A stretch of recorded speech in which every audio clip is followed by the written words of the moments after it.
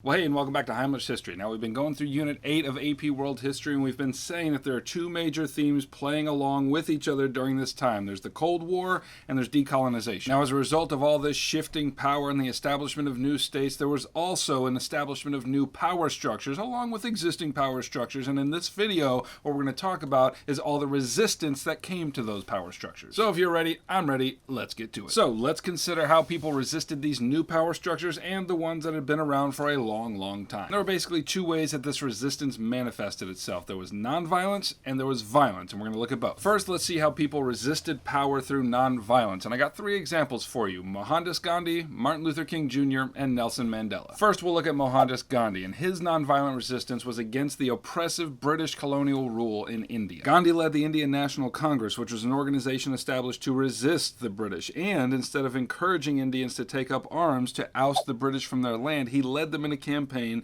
of civil disobedience. And there are lots of examples of this, but I'll only mention two. First, Gandhi and his followers participated in the Homespun Movement. So, ever since the American Civil War caused a shortage of cotton in the world, the British colonial government ramped up its production of cotton in India. They would then buy this cotton from India at very low prices, ship it back to Britain, make a bunch of textiles out of it in their own factories, and then sell it back to the Indians at inflated prices. It was an unjust system, and the response to it was the Homespun Movement. Gandhi called for a boycott of all foreign fabrics and encouraged Indians to spin cloth for themselves. In fact, this particular form of civil disobedience became such a powerful symbol of Indian resistance that the spinning wheel became the sign of the Indian nationalist movement. A second significant act of civil disobedience that Gandhi led his people into was the Salt March, and this was to protest the British salt monopoly in India. You see, the British colonial government had made it illegal for Indians to harvest their own salt, which was there in abundance along their seashores. And so in order to protest this injustice in 1930, Gandhi led his followers on a march to the sea where they bent down and harvested their own salt. And many of them were arrested for this act, Gandhi included. But through acts like these, the British colonial power structure was undermined, and India gained its independence in 1947. Okay, now a second leader who advocated resistance through civil disobedience and nonviolence was Martin Luther King Jr. And the resistance movement that he led had nothing to do with colonialism, but everything to do with discrimination against the black population in the United States. Since the abolition of slavery back in 1865, the American black population have been the recipients of all manner of discrimination and violence. And despite being constitutionally equal with every other citizen of the United States, that theoretical equality had not yet reached a reality in America's black population. And so in the 1950s and 1960s, we see the rise of the civil rights movement. The most prominent leader of this was Martin Luther King Jr., who happened to take his inspiration for nonviolent protest from Gandhi. And so through nonviolent acts of civil disobedience like bus boycotts, sit-ins, and massive marches, King and his followers achieved the following. First, they won major Supreme Court decisions like Brown versus the Board of Education, which integrated public schools. Second, the movement played a big part in desegregating public transportation.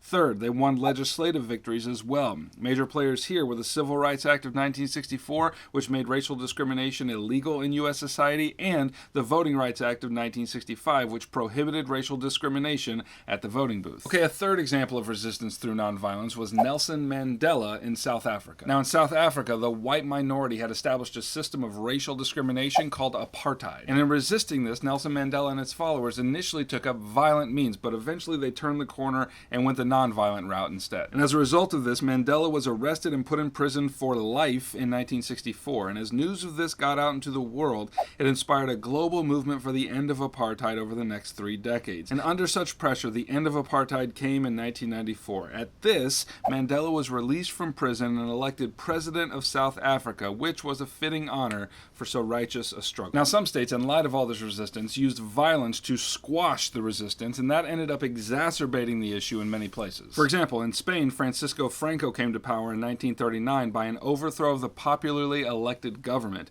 and he was a fervent anti-communist, and so anyone who challenged his power, even through nonviolent means like protests, were either executed, imprisoned, or sent to labor camps. And you had a similar situation over in Uganda. From 1971 to 1979, Uganda was led by Idi Amin, who was a military dictator, and because of his brutal policies earned himself the nickname the Butcher of Uganda. So he declared himself president for life, and under his his leadership, he intensified existing ethnic tensions and denied basic human rights. Anyone who dissented to his policies were either exiled or killed, and under his hand, something like 500,000 Ugandans lost their lives. And the third example is kind of different, but definitely relates, and that's the rise of the military-industrial complex. So fear and economic pressures in some states caused them to worry about the future, and one response to this was to build up their military in order to defend that future. And the poster children for this kind of response was the United States and the Soviet Union, as they stockpiled enough nuclear weapons to blow everything up that exists. And this buildup was a self-feeding cycle. As military spending increased, so did the number of people who relied on that spending for their jobs. And the problem with that is that if a policymaker decided that they wanted to bump down military spending, that meant they were putting tons of people out of work. It's raining really hard right now.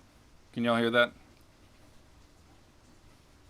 Let's keep going. In fact, President Eisenhower, on his way out of office, warned against the military-industrial complex, saying that it could grow so powerful as to undermine the country's very democratic principles. All right, now let's flip the coin and consider some violent responses to power structures, and for this we're going to narrow our focus and look at international and domestic terrorism. And the first example is Peru's Shining Path. So in the 1970s, Abimael Guzman created a revolutionary organization in Peru called the Shining Path, and their goal was to overthrow the Peruvian government and install a communist government. Now, Guzman drew his inspiration for the Shining Path from such luminaries of brutality like Mao Zedong and Cambodia's Khmer Rouge. And if you need a little refresher on what a turd fest those were, you can go check out my last video. Now, in the 1980s, the Shining Path began engaging in terrorist acts against Peru, including assassinations and bombings. And this campaign of violence eventually led to the deaths of 37,000 Peruvians. But by 1992, Guzman was captured and the movement disintegrated. A second example of violent resistance to power structures came in the form of another terrorist organization called Al-Qaeda. Under the leadership of a Saudi billionaire named Osama bin Laden, Al-Qaeda carried out attacks against many Western countries. Now,